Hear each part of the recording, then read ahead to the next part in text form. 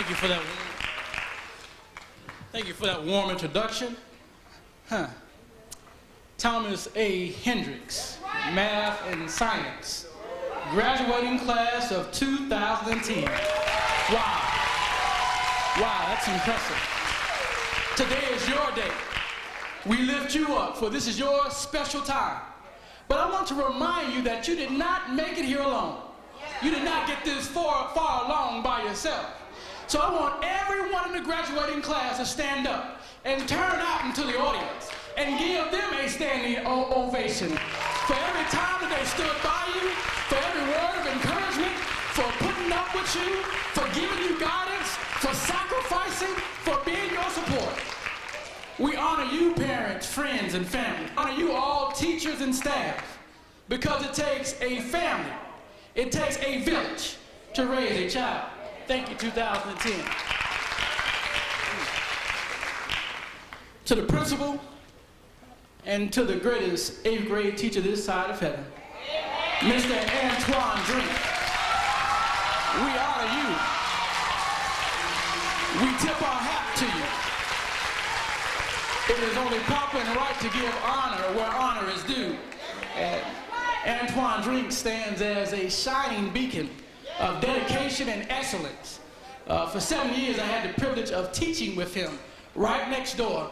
I would get there an hour before school and Drink would be there. Said, "Oh, Gray, I just made it here a few minutes ago."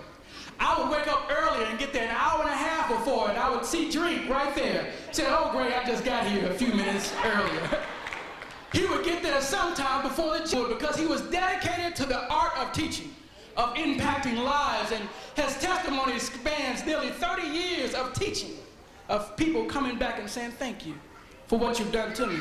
So today, my brother, I say thank you for what you did for me, and in my life you taught me everything I knew as a teacher. I was a good teacher, but I never could hold a candle to the greatest teacher I've ever known.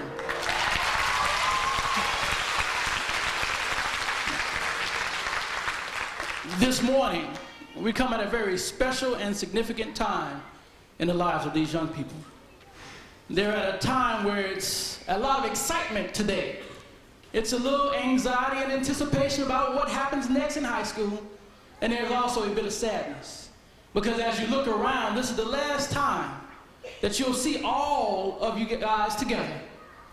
So it's both looking at the past and looking at the future. And I believe that as young people, as those now living, we can learn something from those who have gone before. Sociologist Dr. Anthony Campolo tells of a study in which he gathered 50 95-year-olds and older.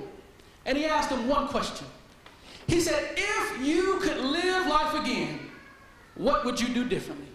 See, it doesn't take us to be 95 because some of us in this room would have some things that we can list. Some of us would have a long laundry list of things that we would do differently if we had that chance. Well, children, I want to let you know that there are some things that you can learn, not from your own failures, not from your own struggles, but from the struggles of those that went before you.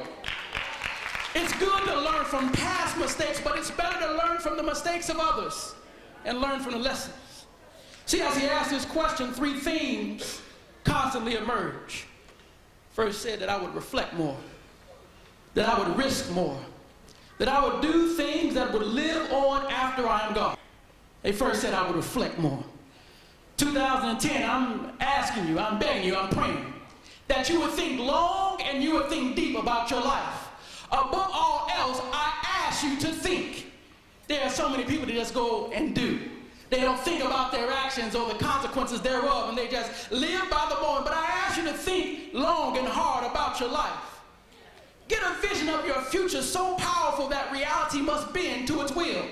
Start dreaming big dreams that are beyond your grasp, that will lead you and guide you. Get a vision that will always stand before you. Write the vision and make it plain. See, vision gives you at least four things. It gives you passion, it gives you motivation, it gives you direction, and it gives you purpose.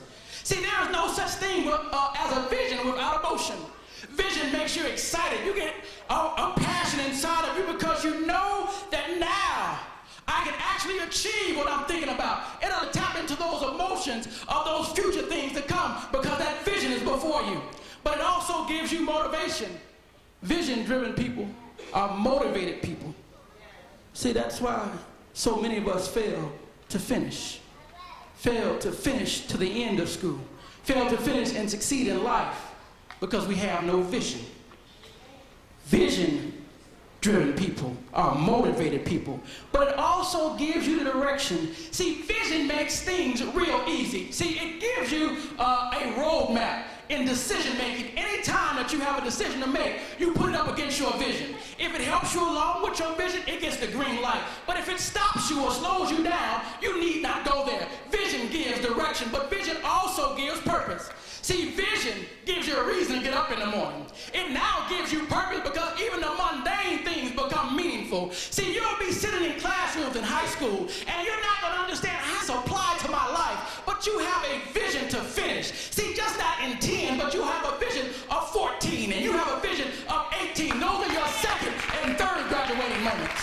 See, now I can sit in chemistry not understanding how it's going to work out, but I know that it will. I want to go through those challenges and those heartaches of those rough times, but still keeping my vision in front of me because I'm a person with purpose.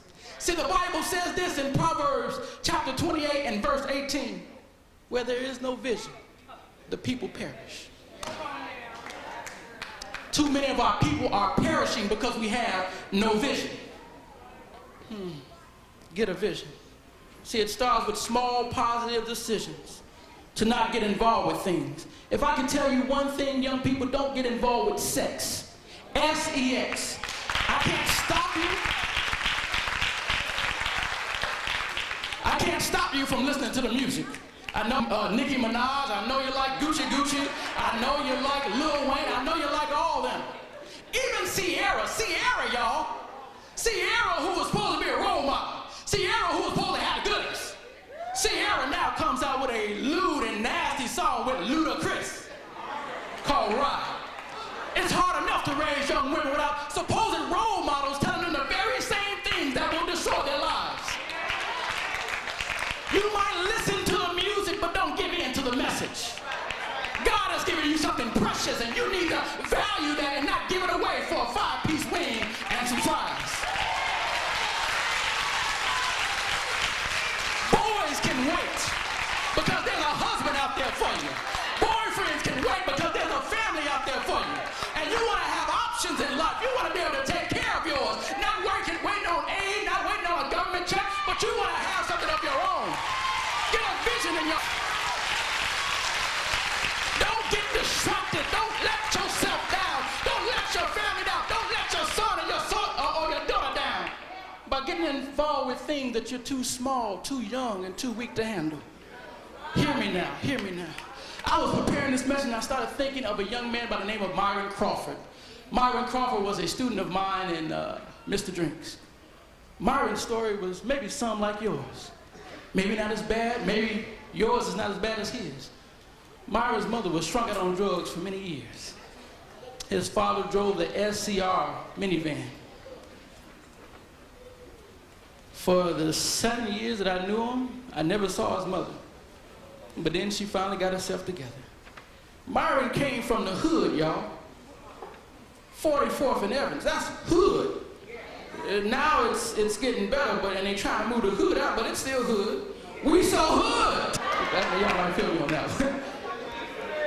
But he wouldn't allow his family, he wouldn't allow his neighborhood to determine who he was.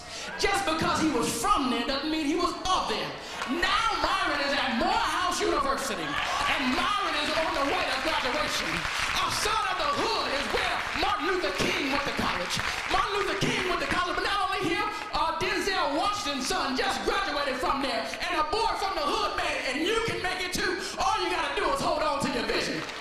Don't let nobody take it from you. Myron did it, and you can do it too.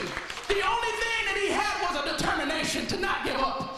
And my message is, do never give up. Never give in. Never let anybody talk down to you or discourage you or stop you from proceeding in life. Never give in. Make that your mantra.